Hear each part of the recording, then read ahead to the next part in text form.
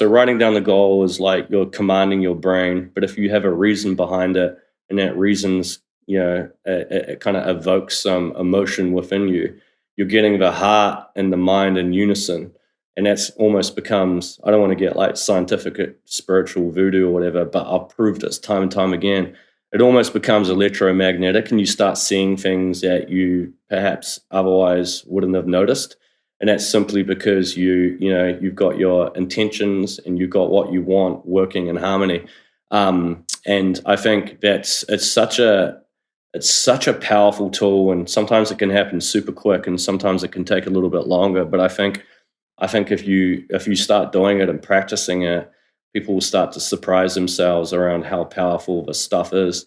Everything I've kind of written down in the last few years, where I've started to become a real avid goal lister, and I get to the point where I list it in categories. So I'll have goals for my relationships, more my relationship goal, for my health goal, for my business goal, for my finances, my children.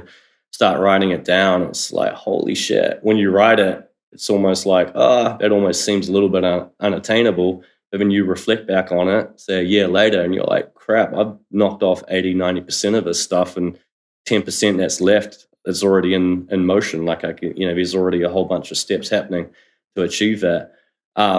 So yeah, I think goals, yeah, so important, so important. If you don't know what you want, you're just, I don't know, you're doing.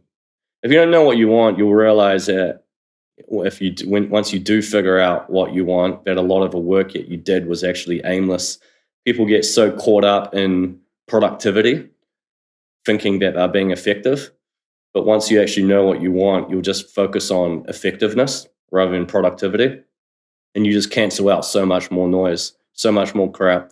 You'll start to offload it to other people that are more passionate about that thing that drains you emotionally, drains your energy, and you're not even that good at it. The only way you can get to that place is by figuring out what you want.